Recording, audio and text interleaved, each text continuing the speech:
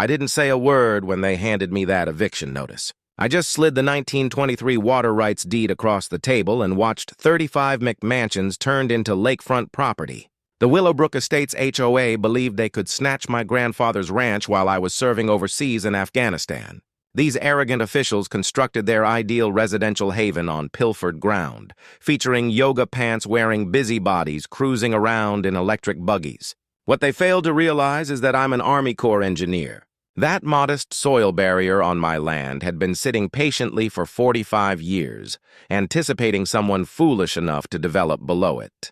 The sheer nerve of it all was genuinely impressive until the floodgates released and their upscale neighborhood experienced its initial encounter with genuine deluge. All of this was bound to be gratifying. Where are you tuning in from?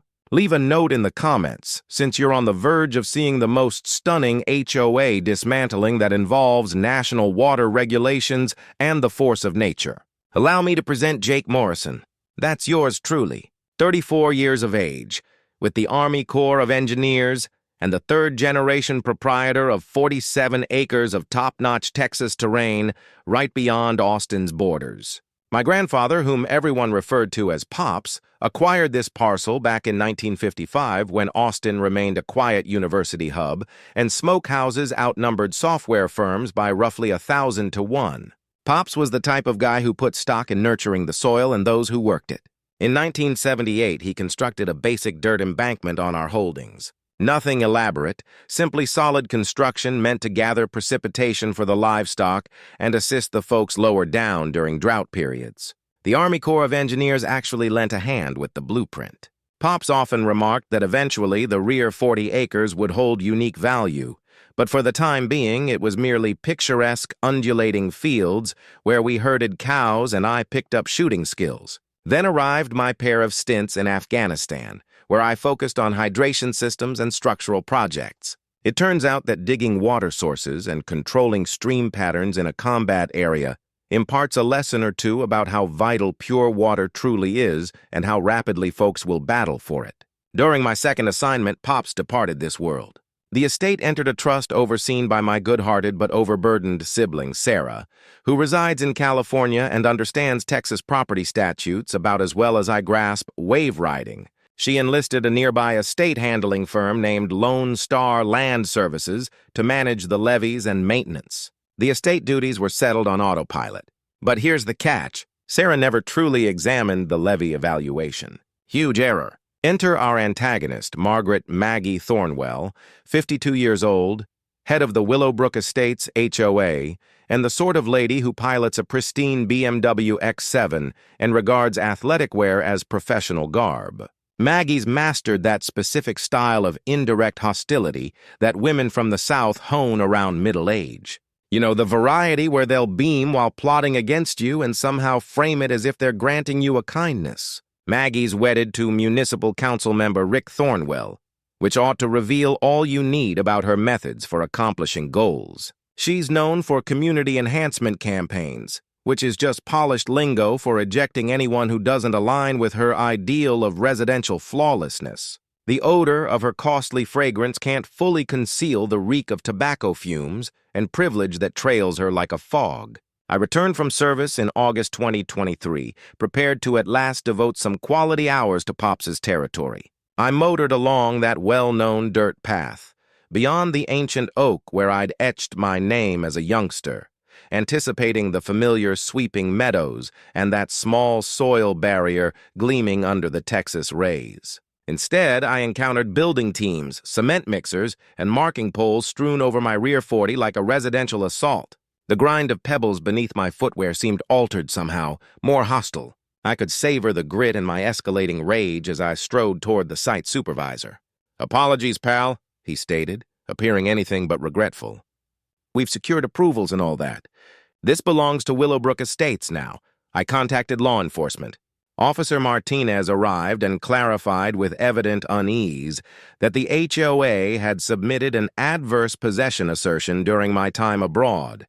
Evidently, when land isn't actively utilized for a specific duration, and if you can demonstrate you've been enhancing it, you can occasionally seize title. It's an antiquated statute intended to stop property from lying fallow indefinitely, but it's turned into a preferred weapon for builders and HOAs aiming to grow their domain. That's when Maggie materialized, arriving in her compact golf vehicle like a sort of neighborhood overlord.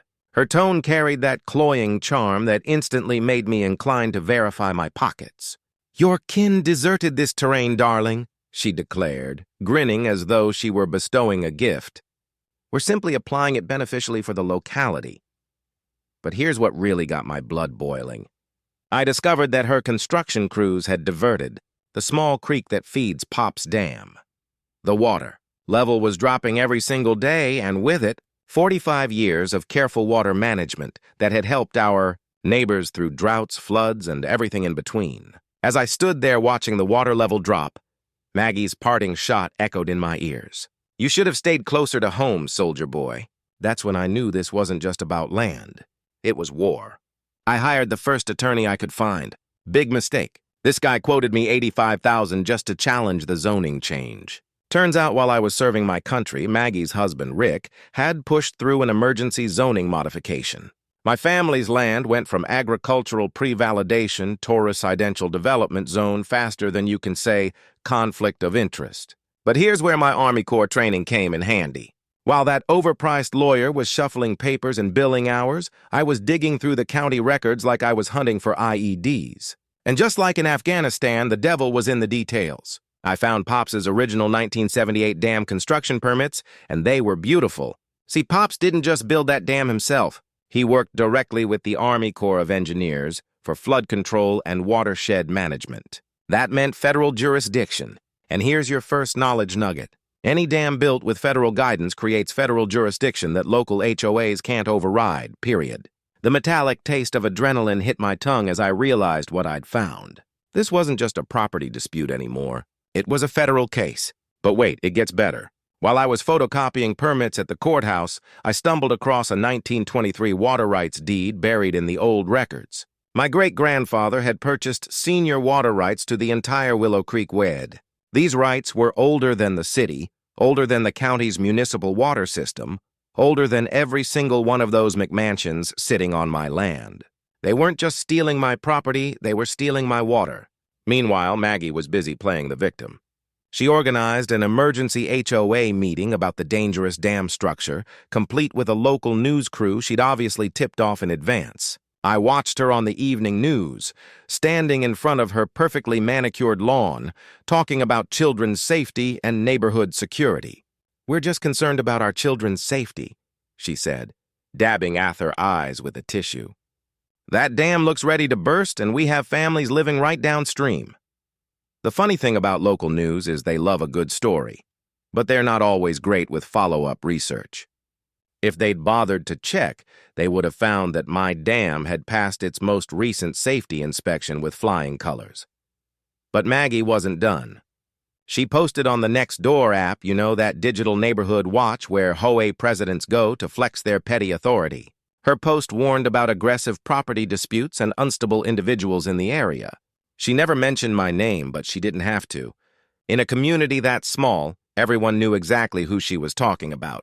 The smell of diesel exhaust, mixed with cedar pollen, hung heavy in the August air as I stood on my front porch each evening watching their construction. Crews worked double shifts. They were racing to finish those houses before I could get any kind of legal injunction. Every night I counted new foundation pours. Every night the water level in Pop's Dam dropped another inch. That's when I called my old Army buddy Tony Riggs, who now works for the EPA Enforcement Division. 20 minutes on the phone with Tony taught me more about environmental law than 3 hours with that expensive attorney. "Jake," Tony said, "if they're diverting a natural waterway without federal permits, that's a Clean Water Act violation. And if your dam has federal jurisdiction," he didn't need to finish the sentence. I started documenting everything. Trail cameras around the property perimeter, time-stamped photos of every water diversion, flow measurements at 3 different points along the creek. My sister Sarah called from California, begging me to just take the money and walk away. But this wasn't about money anymore. It was about the crunch of gravel under construction boots that had no business being on my land. It was about the sound of Maggie's heels clicking across courthouse marble during zoning hearings that should never have happened. It was about the bitter taste of courthouse coffee during research sessions that revealed just how deep this corruption went. But most of all, it was about that dam. Pops built it to help the community during dry spells. For 45 years, it had been a source of life for our neighbors downstream. Maggie's crew was turning it into a decorative pond for McMansions. Here's the thing about water rights in Texas. They're older than oil rights, older than mineral rights, and a hell of a lot harder to steal, but you have to know how to fight for them. As I stood there watching another concrete truck rumble past my kitchen window, I realized something important. This wasn't going to be one in a courtroom with expensive lawyers and legal briefs. This was going to be one with engineering. Maggie decided to turn up the heat. She organized what she called a neighborhood safety patrol. 3 HOA board members in matching polo shirts who parked at my property entrance like some kind of suburban checkpoint. They photographed every visitor, wrote down license plates, and filed reports with the sheriff about suspicious activity. The harassment campaign was textbook intimidation. Loud music complaints when I ran my radio during farm work.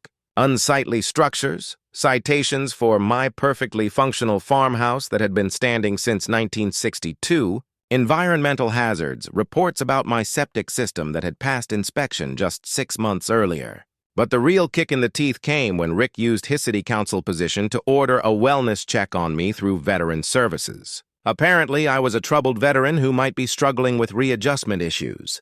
The social worker who showed up was apologetic but thorough. She had to check boxes on her clipboard while Maggie watched from her golf cart like she was supervising a military inspection. That's when the coordinated bureaucratic assault began. Building inspector, fire marshal, health department, and animal control all showed up on the same day like some kind of regulatory SWAT team. Each one found minor violations requiring expensive corrections. The building inspector, who happened to be a drinking buddy of Rick's, declared that my front porch needed $8,000 in foundation work. I recognized the squeeze play immediately. It's the same tactic they use in war zones to pressure local officials, overwhelm them with bureaucracy until they give up and cooperate. But two can play that game. While they were drowning me in paperwork, I was making some phone calls of my own. Tony Riggs at the EPA was very interested to learn that Maggie's HOA had never filed the required wetlands assessment before. Redirecting Willow Creek. Turns out, any development that redirects natural waterways requires federal, environmental clearance, even on private property. And the fines for violations start at $50,000 per day. The smell of fresh concrete curing in the summer heat reminded me every morning that I was running out of time. But my research was paying off in ways Maggie never expected. I discovered that their entire development had been built in what the Army Corps classified as a 100-year floodplain.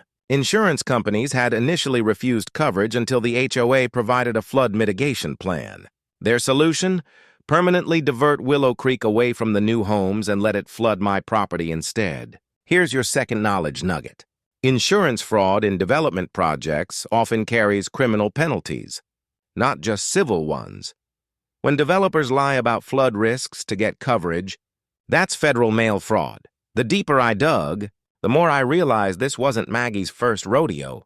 Her previous HOA in Houston had paid a $2.3 million EPA fine for an identical creek diversion scheme. She'd left town just ahead of the federal prosecutors and set up shop here in Austin, looking for new victims. Meanwhile, Maggie was spreading rumors about my mental health and violent tendencies. She hired a private investigator to dig up dirt on my military service and organized a petition demanding the city condemn my property as a public nuisance. "We have children playing in these neighborhoods," she told the local paper. "We can't have unstable individuals threatening our safety." But while she was busy playing the victim, I was building alliances. I connected with other HOA victims through online forums and discovered a pattern. Maggie's HOA had absorbed 6 smaller properties through similar tactics over the past 3 years.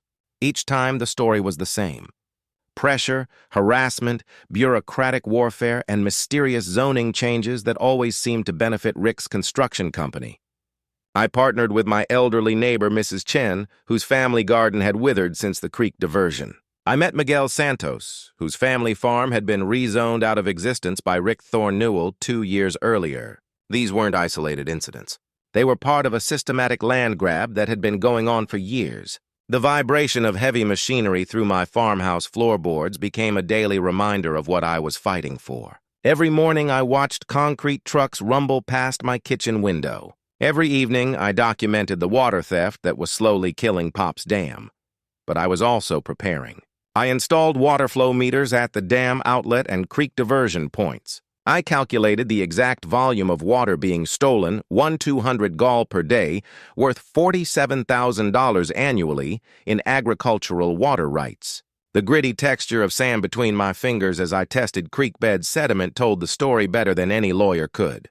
This wasn't just theft. It was environmental destruction on a massive scale. And then I got the certified letter. The city was planning to seize my property through eminent domain for public safety.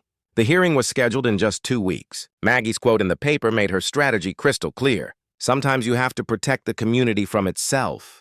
Butas. I stood at my bedroom window that night watching storm clouds gather on the horizon. I realized something important.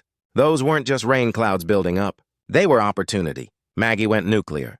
Rick fast-tracked an eminent domain hearing scheduled for just 2 weeks out. And suddenly, the HOA was offering me $180,000 for property assessed at $890,000. The message was clear. Take the low-ball offer or lose everything. The local newspaper ran a hit piece that made me sound like some kind of domestic terrorist. Troubled Veteran Block's Community Progress was the headline, complete with a photo that somehow made me farmhouse look like a crack den and me look like I hadn't slept in weeks. But Maggie's masterstroke was the photo op. She staged it perfectly. 20 concerned mothers holding children near my property line with a professional photographer capturing their worried faces while my farmhouse loomed menacingly in the background.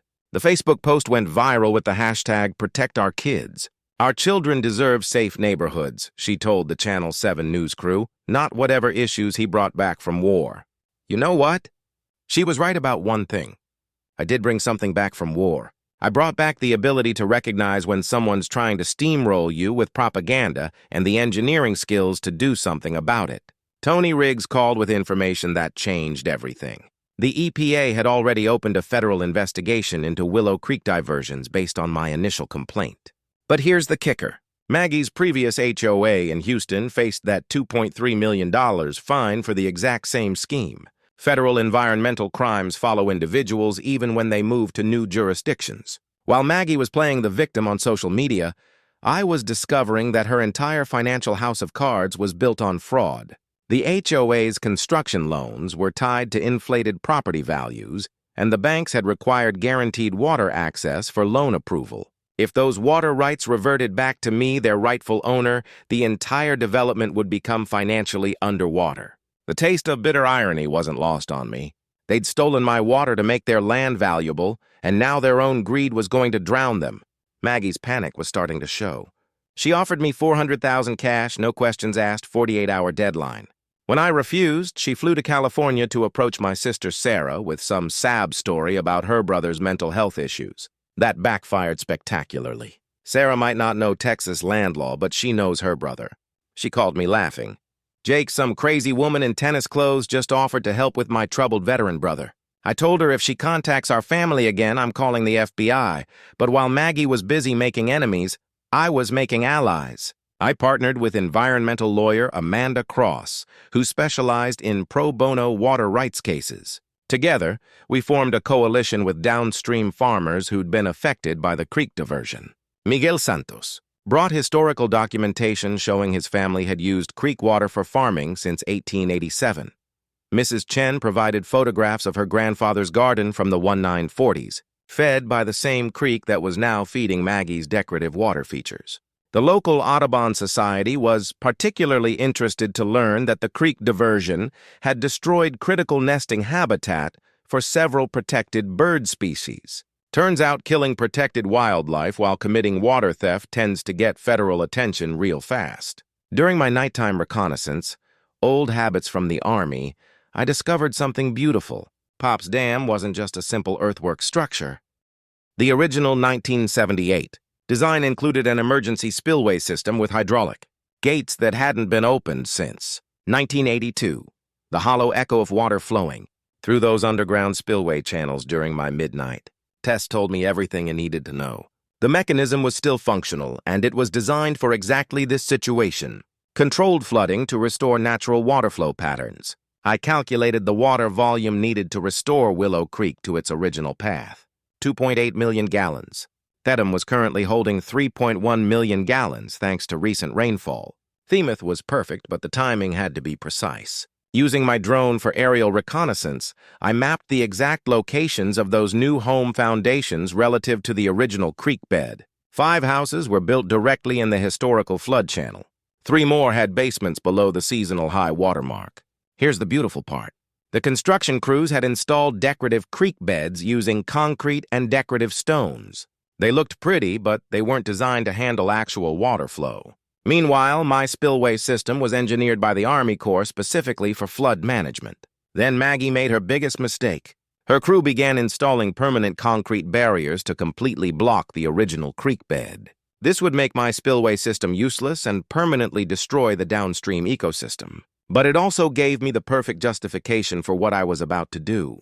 The Weather Service was predicting heavy September rains, perfect seasonal cover for emergency dam maintenance. As I stood at those spillway controls at sunset, reading Pop's journal entry about helping neighbors during droughts, the decision crystallized. Time to open the gates. While digging through dusty courthouse records for the 3rd time that week, I found a misfiled document that changed everything. Buried behind a stack of 1979 tax assessments was the original agricultural flood management covenant from Pop's dam construction. The language was beautiful in its simplicity. Dam operators shall maintain natural seasonal flow patterns to preserve downstream agricultural water rights in perpetuity. This wasn't just permission to manage flooding. It was a legal obligation that superseded any HOA agreements or city ordinances. But Amanda Cross's investigation uncovered something even more damaging. The HOA's insurance applications contained flat-out lies. They'd claimed no seasonal flooding risk and permanent creek diversion approved by all agencies to secure $47 million in coverage. Here's your 3rd knowledge nugget. Insurance fraud in development projects often carries criminal penalties, not just civil ones. When you lie to insurance companies about environmental risks, that's federal mail fraud with mandatory prison time. The deeper we dug, the more the whole scheme unraveled. Rick Thornwell's construction company wasn't just the contractor for the HOA development. He was the primary investor. Every house built on my stolen land put money directly in his pocket. And here's the kicker. He'd never recused himself from a single city council vote that benefited his project. Pony Riggs shared EPA findings that made my blood boil. The creek diversion had killed the entire population of Guadalupe bass, a protected species that had thrived in Willow Creek for generations. Texas Parks and Wildlife had documented the fish kill, but somehow the report got lost in Rick's office before it could trigger federal prosecution. They weren't just stealing land and water, they were destroying an entire ecosystem. But the real smoking gun came from Amanda's banking contacts. The construction loans were secured by fraudulent environmental assessments that claimed the creek diversion was a temporary construction measure. Banks were told the water would be returned to its natural flow once construction was complete. If those water rights reverted to me, the entire development would violate federal lending regulations. The banks could demand immediate full repayment of $12 million in construction loans. That's when I found Pop's handwritten journals in the farmhouse attic. His 1980 entry broke my heart. Opened spillway today helped the Santos farm and 3 others get through dry spell. That's what neighbors do. The dam was never about our family's profit. It was about community service, helping downstream neighbors survive droughts and managing floods to protect everyone in the watershed. Reading those journals, I realized what Maggie had really stolen. It wasn't just land or water.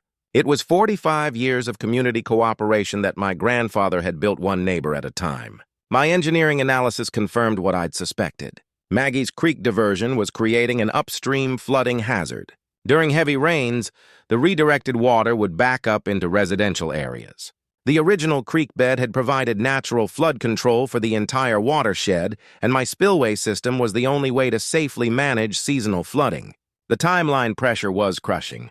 September rains were predicted to be the heaviest in 7 years. If I waited for the legal system to grind through appeals and federal investigations, natural flooding would happen anyway, potentially causing real property damage. But if I acted now, I could control the timing and intensity. A controlled spillway release would demonstrate natural flood patterns, without endangering anyone while proving that the HOA development violated federal environmental law. Standing at those spillway controls at sunset holding Pops's journal, the moral clarity hit me like a lightning bolt. This wasn't about revenge anymore. It was about restoring the natural order that had sustained this community for generations. Maggie had systematically destroyed the local farming community. Miguel Santos lost his family's century-old farm. Mrs. Chen's ancestral garden withered without creek water.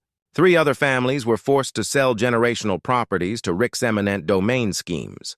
But the federal environmental investigators were scheduled to visit next month. Perfect timing. If I could demonstrate natural flood patterns before their inspection, it would prove the HOA development violated multiple federal laws. The musty smell of old hydraulic fluid and the dam control mechanisms reminded me that this equipment was built to last. Pops had designed it for exactly this moment when someone would need to stand up for the creek and the community that depended on it. As storm clouds gathered on the horizon, I made the decision that would change everything. Time to honor Pop's legacy and open those gates. You don't just open a dam without a plan. This wasn't revenge. It was a military operation with legal cover, environmental justification, and community support. First, I assembled my team. Amanda Cross coordinated the legal strategy, filing additional federal complaints to ensure maximum media attention when the spillway opened. Tony Riggs provided federal cover, guaranteeing that EPA investigators would witness what he called our natural flooding demonstration. Miguel Santos documented 40 years of downstream agricultural damage, providing historical testimony about seasonal flooding patterns. That proved the creek diversion was destroying generational farming operations. Mrs. Chen offered her property as a staging area and brought credibility as the community's most respected longtime resident. Amanda's legal strategy was brilliant. She filed an emergency agricultural water rights restoration motion, arguing that the dam covenant legally required me to maintain seasonal flooding for downstream agriculture. We weren't breaking the law, we were following it. Here's a crucial knowledge nugget. Agricultural water rights often supersede residential development rights, especially when you have historical documentation proving priorists. The key is having ironclad paperwork that predates any development claims. My technical preparation was pure Army Corps engineering. I created detailed spillway operation plans with precise calculations. Controlled release starting at 6 a.m., gradual increase over 4 hours, peak flow at 10 hours a.m. The water volume was calculated to demonstrate natural flooding patterns without causing structural damage to anything except Maggie's illegal concrete barriers. Safety was paramount. I posted warning signs 24 hours in advance and personally notified the volunteer fire department. This wasn't some reckless flood. It was a carefully controlled demonstration of how water naturally wanted to flow. Amanda contacted environmental reporters from the Austin American-Statesman and local TV stations. Miguel arranged for community members to witness the agricultural water restoration. The strategy was simple. Control the narrative before Maggie could spin it as dangerous veteran terrorizes neighborhood. Our intelligence network was straight out of a spy novel.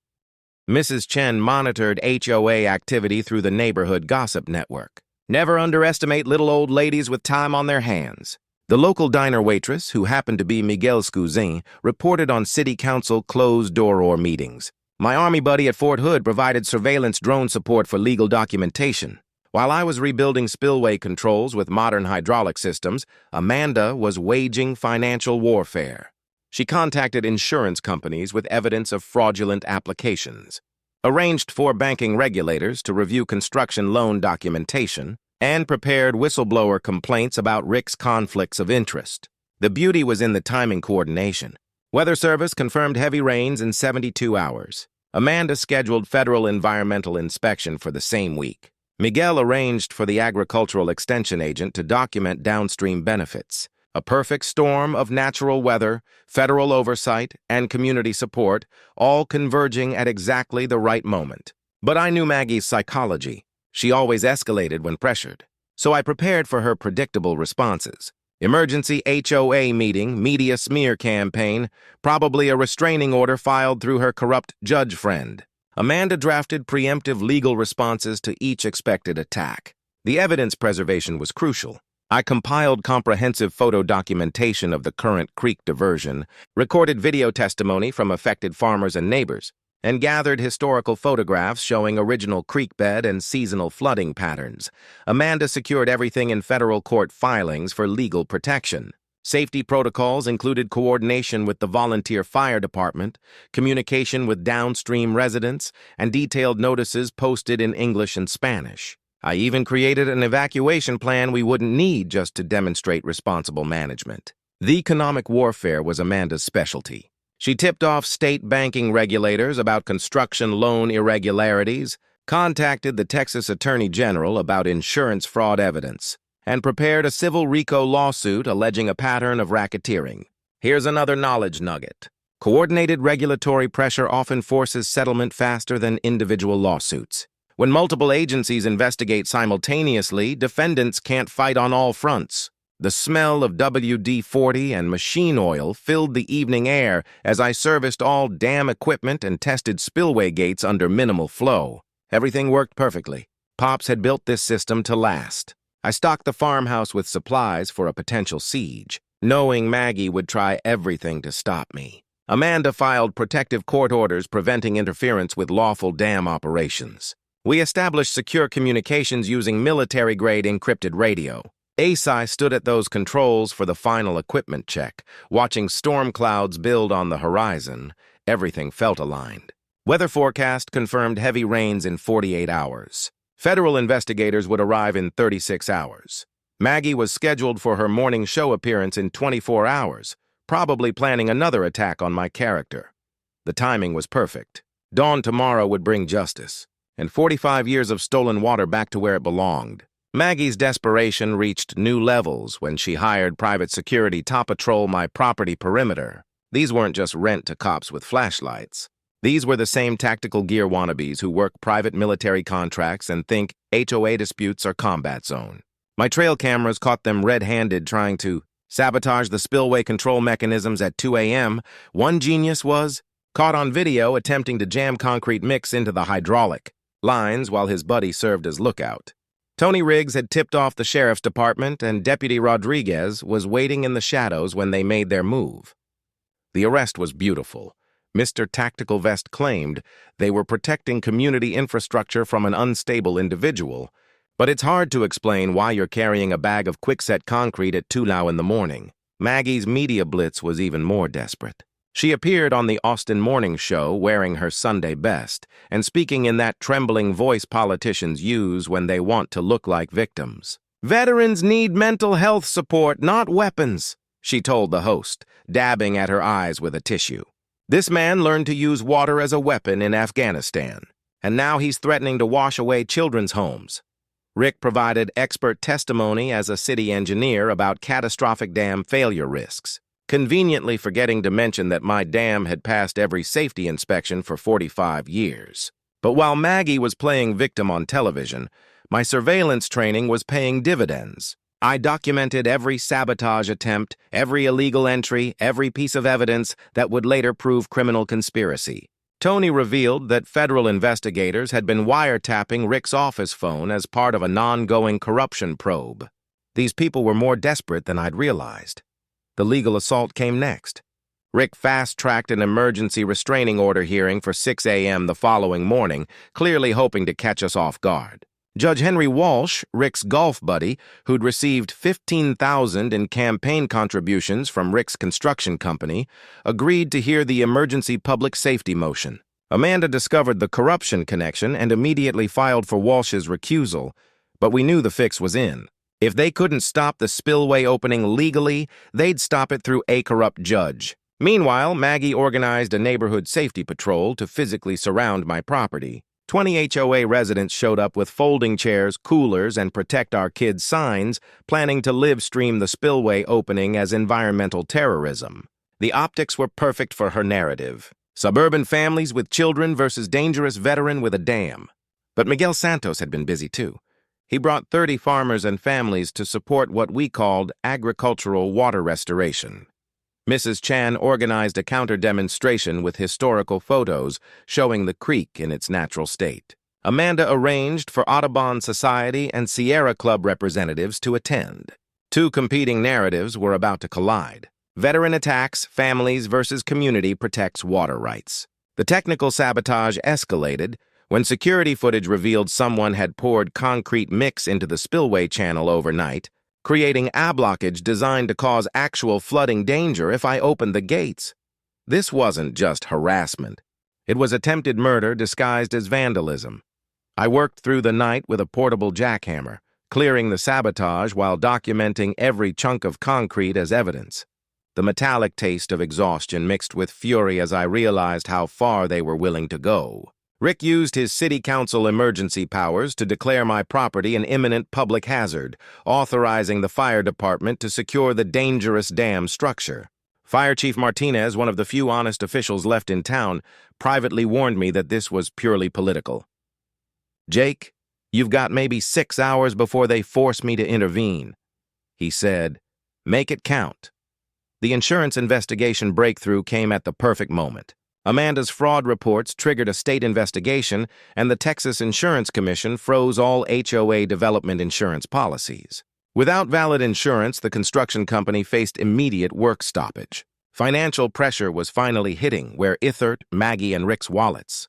Tony moved the EPA inspection up 24 hours due to credible sabotage reports. Federal agents were now en route, arriving at 8 a.m. If the spillway opened during their inspection, it would become federal evidence of proper water management. But Maggie's final gambit was the cruelest. She contacted Veterans Mental Health Services, claiming I'd made suicide threats and needed an involuntary psychiatric hold. The VA social worker arrived at my farmhouse at 5:30 a.m. just as I was preparing for the spillway operation. EPA agent Sarah Kim calmly explained, "Ma'am, this gentleman has the legal right to operate his agricultural flood control system." But Maggie was live streaming on Facebook, her voice rising to near hysteria. "He's flooding our children's homes. This is what happens when we let unstable veterans have weapons." Except the water wasn't flooding anything. It was flowing exactly where it belonged in the original creek bed that her development had illegally blocked. Local news helicopters circled overhead, broadcasting the spillway operation live. The Austin American-Statesman reporter was interviewing downstream farmers about their restored water access when Maggie tried to hijack the interview. "This veteran is using military training to attack civilians," she shrieked. The reporter, clearly confused, asked, "Ma'am, the water is flowing in the original creek bed. How exactly is this an attack?" You could almost hear Maggie's narrative collapsing in real time. Rick was frantically calling Judge Walsh, screaming into his phone about property values and campaign contributions. "That psycho is destroying millions in property value," he yelled, apparently forgetting that Amanda was recording the conversation from the courthouse steps. "Here's a legal nugget for you. Texas is a one-party consent state, which means you only need one person's permission to record a phone conversation, and that person can be yourself." The engineering validation was beautiful. EPA agent Kim measured the water flow and confirmed it matched historical seasonal patterns exactly. Tony Riggs documented everything. This is how the creek flowed naturally before the 2022 diversion. Federal agencies prioritize natural water flow over development convenience. And we were proving that principle in real time. Mrs. Chen's garden irrigation system filled for the first time in 18 months. 3 downstream farms reported restored water access to their stock ponds. The local diner owner brought coffee and homemade kolaches to everyone, saying, "My daddy farmed here. This is how it should be." Even some of Maggie's supporters began quietly leaving as they realized no homes were actually flooded. Turns out it's hard to maintain righteous indignation when the disaster you're protesting is just water flowing where water naturally flows. The insurance collapse accelerated when the construction company received a cease and desist order from state investigators. All work stopped on the HOA development pending the fraud investigation. Maggie discovered her own homeowner's insurance might be voided due to fraudulent water access claims. The financial house of cards was collapsing faster than a dam made of playing cards. But Maggie wasn't done fighting. She called Rick in a panic. "Get your trucks down here and block that spillway." Rick, apparently having learned nothing from the arrest of his security team, sent 3 concrete trucks to accidentally spill their loads across the creek bed. Federal agents, immediately arrested the truck drivers for interfering with a federal environmental investigation. Turns out interfering with federal environmental enforcement is a felony, not a civil matter. The technical success was everything I'd calculated. Water flow stabilized at optimal levels for agricultural and environmental needs. No flooding of residential areas. The creek stayed within its natural banks exactly as 45 years of seasonal patterns had proven it would. My Army Corps engineering had been perfect. The political fallout was swift. City Councilman Martinez arrived and publicly demanded Rick's immediate resignation. "This corruption has made our city a laughingstock," he announced to the gathered media. "You're done." Federal investigators expanded their probe to include RICO charges for systematic land fraud. Tony told me later, "This is the smoking gun we needed for criminal prosecution." But the sweetest moment came when Maggie realized her $2.3 million investment was now worthless without fraudulent water access. She screamed at me across the creek, "You've destroyed everything! 35 families." My response was calm, measured, and loud enough for every camera to catch. "No, ma'am. I restored everything. Your families can buy water rights legally, just like everyone else has to." Maggie stormed off, threatening federal lawsuits that would never materialize. As Miguel's extended family arrived with homemade tamales and cold beer, and Mrs. Chen brought a traditional Chinese tea ceremony to bless the restored creek, I realized something important. This was never about revenge. It was about community. The kind Pops had built one neighbor at a time, one drought at a time, one act of generosity at a time. The media narrative had shifted completely. Environmental groups hailed the spillway operation as a model for ecosystem restoration. The original Veteran Floods neighborhood story became community reclaimed stolen water. Sometimes the truth flows as naturally as water finding its way home. Judge Walsh's courtroom at 2 p.m. was packed tighter than a can of sardines. Media crews, farmers, HOA residents, and federal agents filled every seat with overflow crowds watching through the windows. You could feel the electricity in the air. This wasn't just a legal hearing, it was a community reckoning. Maggie arrived with a three-piece suit army, high-powered Houston attorneys, expert witnesses, and enough legal firepower to take down a small government. She traded her tennis outfit for a conservative black dress and pearls, playing the role of concerned community leader defending innocent families. I showed up with Amanda wearing a simple button-down shirt and Pop's old cowboy hat.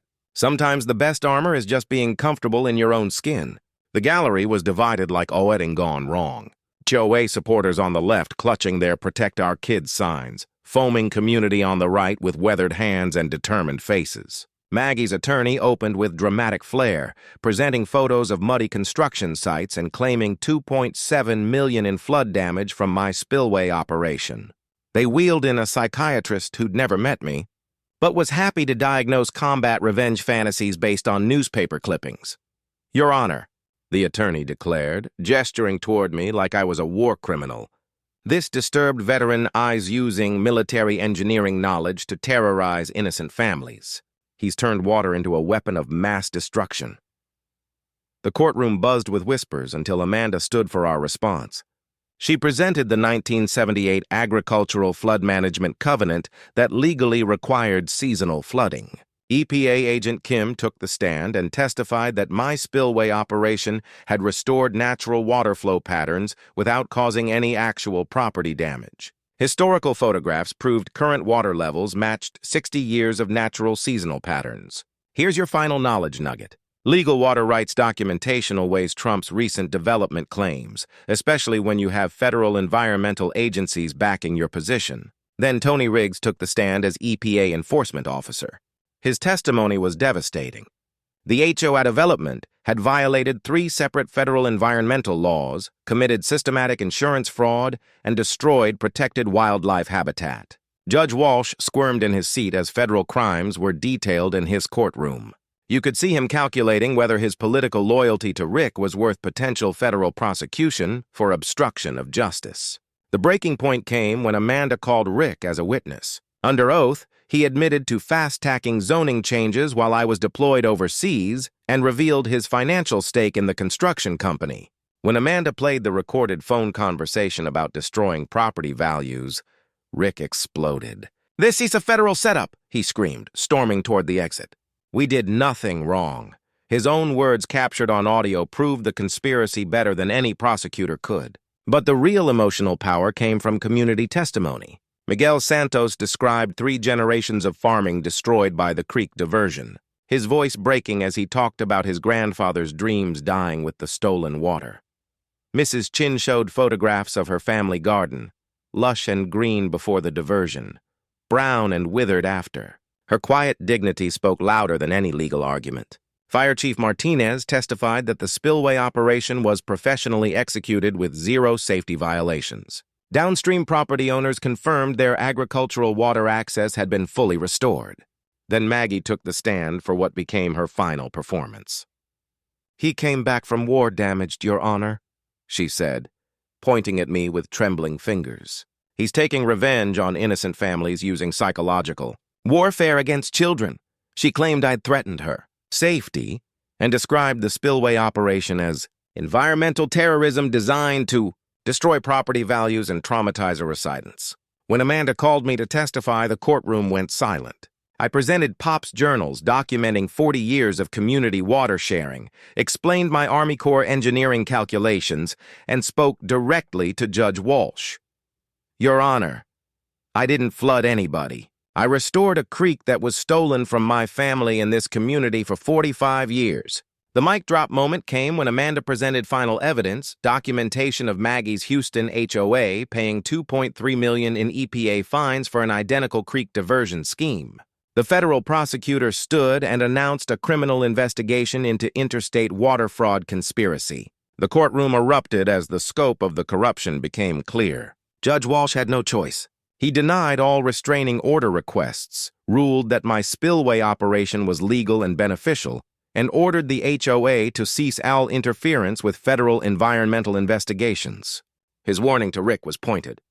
This court will not obstruct lawful federal environmental enforcement.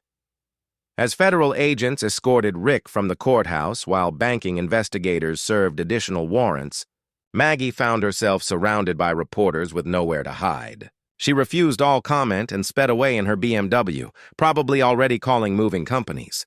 I emerged to cheering crowds of farmers, environmentalists, and curious townspeople who'd witnessed justice flowing as naturally as water finding its way home. Amanda announced the federal RICO investigation at an impromptu press conference, while Miguel thanked me on behalf of every affected family. My statement was simple. This was never about revenge. It was about doing right by the land and the people who depend on it. 6 months later, justice flowed as naturally as the restored creek. Rick Thornwell pleaded guilty to federal conspiracy charges and got 3 years in federal prison. Maggie faced $8.7 million in civil penalties and filed for bankruptcy faster than water rushing through an open spillway. The construction company paid $12 million in EPA fines and got banned from all federal contract work. The HOA dissolved completely, and residents formed a new community association focused on environmental stewardship instead of suburban tyranny. My property value restored to $1.2 million after the federal environmental designation made it more valuable than any suburban development could. The $340,000 settlement from the insurance fraud investigation went to a good cause. I bought Miguel's family farm at tax auction and returned it to him debtree. Environmental restoration often increases property values more than development ever could. The community transformation was the real victory. Their stored creek now attracts ecotourism, kayaking, birdwatching, and fishing where McMansions were supposed to stand. Mrs. Chin's garden became a demonstration site for sustainable agriculture, and 3 downstream farms reported their best crop yields in a decade. The local diner became unofficial headquarters for the Willow Creek Restoration Association, where farmers and environmentalists planned the next fight against corporate water theft. The environmental success exceeded every expectation. Protected Guadalupe populations recovered to pre-diversion levels within 4 months.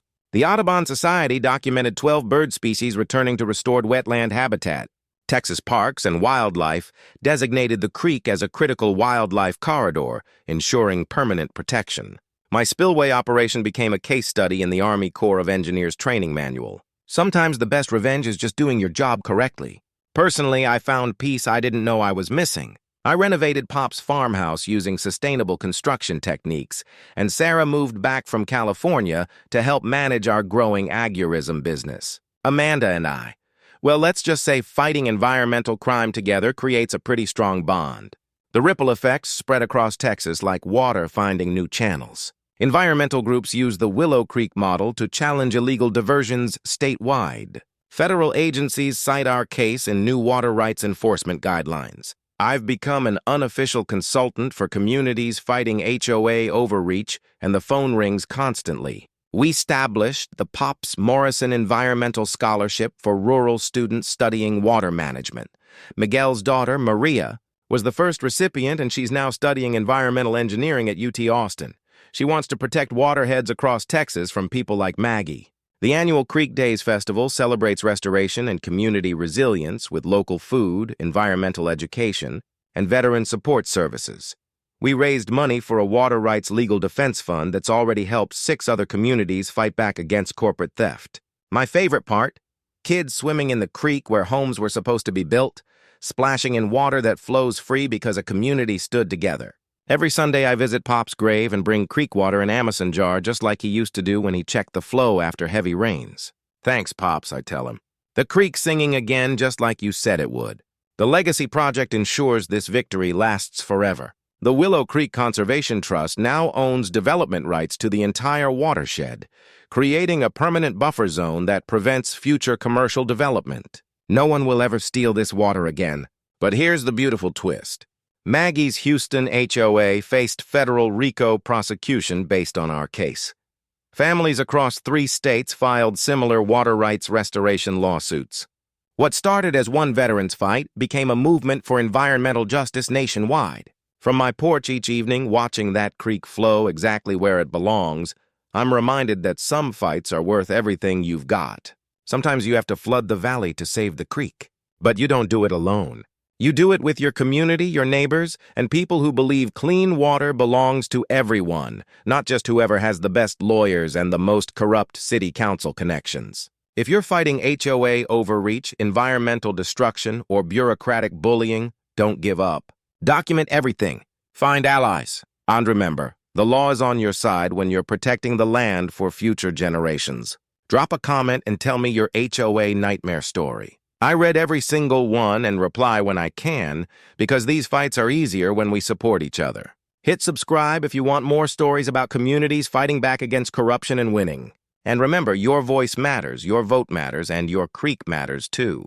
Next week, I'm telling you about the city that tried to steal my neighbor's solar farm. So, she cut power to City Hall during the mayor's wedding reception. That's a story about a different kind of power and how one engineer turned the lights out on municipal corruption. Water finds a way. Justice finds a way, and communities that fight together win together. Willow Creek flows free, y'all, and it always will.